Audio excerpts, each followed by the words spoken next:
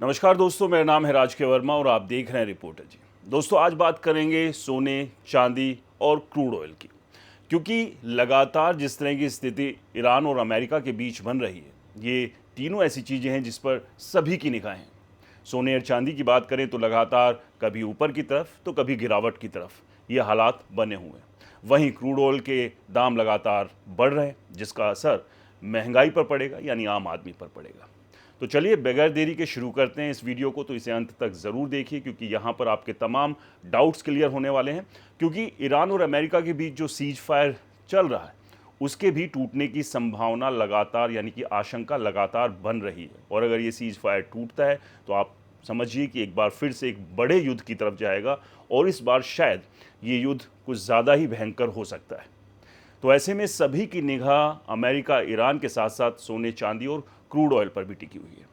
दोस्तों, वीडियो पसंद आए तो इसे लाइक शेयर करना बिल्कुल मत भूलिएगा। अपनी राय कमेंट सेक्शन में ज़रूर दीजिए, और आपके अपने चैनल को सब्सक्राइब और फॉलो करना भी मत भूलिएगा। तो चलिए शुरू करते हैं इस एक्सप्लेनर को, जहां पर आपको तमाम रिपोर्ट्स, रिसर्च और डेटा के साथ एक एक चीज़ में समझाने वाला हूं। दोस्तों, अगर आपको लग रहा है कि गोल्ड, सिल्वर और क्रूड ऑयल की खबरें सिर्फ बिजनेस चैनल तक सीमित है, तो शायद आप आने वाले सबसे बड़े फाइनेंशियल शॉक को अंडर एस्टिमेट कर सकते हैं।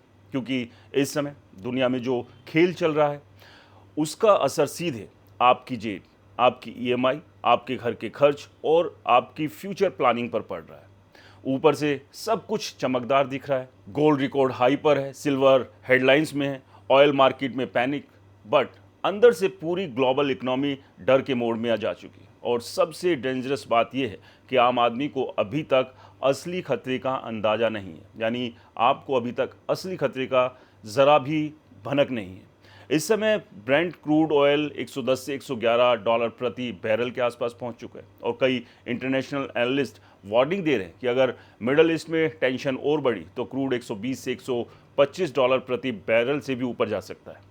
वॉल स्ट्रीट जर्नल और रॉयटर्स दोनों ने अपनी रिपोर्ट्स में लिखा है, Iran Israel America conflict, red sea shipping disruption और OPEC प्लस प्रोडक्शन पॉलिसीज की वजह से ग्लोबल ऑयल सप्लाई चेन पर भारी दबाव बना हुआ है। अब यहाँ समझने वाली बात यह है कि क्रूड ऑयल सिर्फ पेट्रोल डीजल का मामला नहीं है। क्रूड पूरी इकोनॉमी का ब्लड सर्कुलेशन है। जब ऑयल महंगा होता है तो ट्रक से लेकर फ्लाइट तक, फैक्ट्री से लेकर फार्मिंग तक, पैकेजिंग से लेकर डिलीवरी तक हर चीज़ महंगी होने लगती है। यही वजह है कि एक्सपर्ट्स इसे इन्फ्लेशन मल्टीप्लायर कहते हैं। इंडिया जैसे देश के लिए खतरा और बड़ा हो जाता है, क्योंकि हम अपनी ज़रूरत का लगभग 80 से 85% क्रूड ऑयल इंपोर्ट करते हैं। यानी दुनिया में कहीं भी टेंशन बढ़े, उसका सीधा असर बिल भारत के मिडिल क्लास को भरना पड़ता है। अभी हालात ये है कि ट्रांसपोर्टेशन कॉस्ट बढ़ रही है, एयरलाइंस फ्यूल सरचार्जेस बढ़ रहा है, FMCG कंपनियां पैकेजिंग कॉस्ट बढ़ने की वार्निंग दे रही है, और फूड इन्फ्लेशन फिर से ऊपर जाने लगी है। दोस्तों, रॉयटर्स की एक रिपोर्ट के मुताबिक एडिबल ऑयल, केमिकल्स और लॉजिस्टिक्स सेक्टर में कई इंडियन कंपनियों की इनपुट कॉस्ट 20% तक बढ़ चुकी है। और जैसे ही इन्फ्लेशन बढ़ती है, दुनिया भर के इन्वेस्टर पैनिक मोड में आ जाते हैं, गोल्ड और सिल्वर खरीदना शुरू कर देते हैं। यही वजह है कि 2026 में सोने और चांदी ने हिस्टोरिकल लेवल टच किए। बिजनेस स्टैंडर्ड की रिपोर्ट के मुताबिक इंडिया में 24 कैरेट गोल्ड 1,50,000 प्रति 10 ग्राम तक पहुंच गया, जबकि चांदी 2,49,000 से 2,50,000 प्रति किलो के स्तर पर ट्रेड करने लगी। लेकिन कहानी में असली ट्विस्ट यहीं से शुरू होता है, क्योंकि आम आदमी को हमेशा यही बताया जाता है कि जब दुनिया में डर बढ़े तो गोल्ड खरीद लो। लेकिन रियलिटी इतनी सिंपल नहीं है दोस्तों। रॉयटर्स और ब्लूमबर्ग की रिपोर्ट्स बताती है कि ऑयल की वजह से इन्फ्लेशन लगातार बढ़ रहा है, और इन्फ्लेशन बढ़ने से US फेडरल रिजर्व जैसे सेंट्रल बैंक इंटरेस्ट रेट जल्दी कम नहीं करते। अब यहाँ गेम बदल जाता है, क्योंकि गोल्ड कोई इंटरेस्ट नहीं देता। जब बैंक्स और बॉन्ड्स हाई इंटरेस्ट देने लगते हैं, तब कई इन्वेस्टर गोल्ड से पैसा निकाल कर फिक्स्ड इनकम एसेट्स में शिफ्ट करने लगते हैं। यही वजह है कि पिछले कुछ महीनों में गोल्ड मार्केट में भारी वॉलेटिलिटी देखने को मिली। दोस्तों, वॉल स्ट्रीट जर्नल की रिपोर्ट के मुताबिक गोल्ड ने डॉलर टर्म्स में शार्प करेक्शन देखा, जबकि सिल्वर ने 1980 के बाद सबसे वॉलेंट 2 मंथ क्रैश में से एक दर्ज किया। यानी मार्केट एकदम कंफ्यूजन में फंस चुका है। ऊपर से बाइंग भी चल रही है, नीचे से प्रॉफिट बुकिंग भी हो रही है, बड़े बड़े इंस्टीट्यूशंस हेज भी कर रहे हैं, और रिटेल इन्वेस्टर्स फोमो में एंट्री भी मार रहे हैं। और हिस्ट्री गवाह है, जब मार्केट में चारों चीज़ें एक साथ होती है दोस्तों, तब सबसे ज़्यादा नुकसान छोटे इन्वेस्टर्स का होता है। सोशल मीडिया और यूट्यूब पर इस समय ऐसे टाइटल भरे पड़े हैं, गोल्ड जाएगा 2 लाख, सिल्वर बनेगा नेक्स्ट बिटकॉइन, अभी नहीं खरीदा तो पछताओगे। लेकिन असली सवाल ये है कि क्या ये रैली सस्टेनेबल है या फिर मार्केट एक जाइंट ट्रैप बना रहे हैं। क्योंकि पिछले कुछ सालों में हमने देखा है कि जब भी पैनिक बाइंग पीक पर पहुंचती है उसके बाद शार्प करेक्शन भी आता है। 2020 के कोविड फेज में भी गोल्ड तेजी से भागा था, लेकिन बाद में कई महीनों तक साइडवेज और करेक्शन मोड में भी चला गया। अभी सिचुएशन उससे भी ज़्यादा डेंजरस मानी जा रही है, क्योंकि इस बार सिर्फ इकोनॉमिक क्राइसिस नहीं बल्कि जियोपॉलिटिकल रिस्क, करेंसी प्रेशर और एनर्जी शॉक्स तीनों एक साथ चल रहे हैं। और इंडिया के लिए खतरा डबल इसलिए हो जाता है क्योंकि यहाँ रुपये भी लगातार दबाव में है। दोस्तों, टाइम्स ऑफ इंडिया और रॉयटर्स की रिपोर्ट के मुताबिक रुपया 95 पर डॉलर के करीब पहुंच गया और आरबीआई को मार्केट स्टेबलाइज करने के लिए इंटरवेंशन करना पड़ा। अब यहाँ समझिए सबसे डेंजरस फॉर्मूला क्या बनता है। क्रूड महंगा प्लस डॉलर मजबूत प्लस रुपया कमजोर इक्वल टू इंडिया में गोल्ड और सिल्वर और ज़्यादा महंगे। यानी अगर ग्लोबल मार्केट स्टेबल भी रहे तब भी इंडियन बायर्स को ज़्यादा प्राइस चुकाना पड़ सकता है। और यही वजह है कि कई एक्सपर्ट्स अब वार्निंग दे रहे हैं कि ब्लाइंडली सेफ हेवन सुनकर गोल्ड में लमसम एंट्री करना रिस्की हो सकता है। क्योंकि अगर अचानक मिडल ईस्ट टेंशन कम हो गई, ऑयल प्राइस नीचे आ गए, यूएस फेड ने एग्रेसिवली स्टेंस बदल दिया, तो गोल्ड और सिल्वर दोनों में शार्प करेक्शन देखने को मिल सकता है। ऊपर से एक और बड़ा सिग्नल मार्केट को डरा रहा है, सेंट्रल बैंक्स का बिहेवियर, खासकर आरबीआई लगातार गोल्ड रिजर्व्स बढ़ा रहा है। रॉयटर्स और मनी कंट्रोल की रिपोर्ट के मुताबिक आरबीआई रिजर्व में गोल्ड की हिस्सेदारी 16.7% तक पहुंच गई और आरबीआई ने पिछले कुछ महीनों में 100 टन से ज़्यादा सोना भारत के वॉल्ट्स में वापस शिफ्ट किया है। इसका मतलब क्या है? इसका मतलब ये है कि दुनिया के बड़े इंस्टीट्यूशंस खुद अनसर्टेनिटी से डर रहे हैं। जब सेंट्रल बैंक्स एग्रेसिवली तरीके से गोल्ड खरीदने लगे, मार्केट उसे डिफेंसिव सिग्नल मानता है, यानी बड़े खिलाड़ी खुद आने वाले स्टॉर्म के लिए तैयारी कर रहे हैं। और यही वजह है कि अब एनालिस्ट बार बार बोल रहे हैं कि मई 2026 कमोडिटी मार्केट के लिए सबसे डेंजरस टर्निंग पॉइंट बन सकता है, क्योंकि इस समय सिर्फ गोल्ड या ऑयल नहीं बल्कि पूरी global economy pressure cooker mode में पहुंच चुकी है। इन्फ्लेशन ऊपर, इंटरेस्ट रेट्स हाई, वॉर का डर अलग, करेंसी प्रेशर अलग और ऊपर से स्पेकुलेटिव ट्रेडिंग ने मार्केट और अनस्टेबल बना दिया। सिल्वर मार्केट में वॉलेटिलिटी इतनी ज़्यादा बढ़ चुकी है कि एक ही दिन में हज़ारों रुपए का मूवमेंट देखने को मिल रहा है। इकोनॉमिक टाइम्स की रिपोर्ट के मुताबिक सिल्वर जनवरी पीक से करीब 2 लाख तक फिसल चुकी है। यानी मार्केट में एक्साइटमेंट जितनी बड़ी है, रिस्क उससे कहीं ज़्यादा है। और सबसे बड़ा सवाल यही है, क्या मई 2026 में सिर्फ करेक्शन आएगा या फिर दुनिया एक नए फाइनेंशियल शॉक की तरफ बढ़ रही है? क्योंकि अगर क्रूड ऑयल इसी तरह ऊपर रहा, इन्फ्लेशन कंट्रोल से बाहर हो गया और जियोपॉलिटिकल टेंशन और भड़की, तो आने वाले दिनों में कमोडिटी मार्केट में तो तबाही देखने को मिल सकती है, जिसकी वार्निंग दोस्तों अभी से शुरू हो चुकी है। तो यहीं से शुरू होता है अगला चैप्टर कि मई 2026 में तबाही आएगी या मौका बनेगा। आम आदमी क्या करे? दोस्तों, अब सबसे बड़ा सवाल यही है कि क्या मई 2026 सिर्फ एक वॉलेटाइल महीना है या फिर दुनिया एक ऐसे फाइनेंशियल स्टॉर्म की तरफ बढ़ रही है जो मिडिल क्लास की कमर तोड़ सकता है? क्योंकि अभी मार्केट में 3 ऐसे डर एक साथ घूम रहे हैं जिन्होंने पूरी ग्लोबल इकोनॉमी को प्रेशर कुकर बना दिया है। पहला डर मिडिल ईस्ट टेंशन, दूसरा महंगा क्रूड ऑयल, तीसरा गोल्ड और सिल्वर जैसी कमोडिटीज़ में डेंजरस वॉलेटिलिटी। और दोस्तों, हिस्ट्री बताती है कि जब ये तीनों चीज़ें एक साथ आती है तब सिर्फ स्टॉक मार्केट नहीं हिलता, पूरी इकोनॉमी हिल जाती है।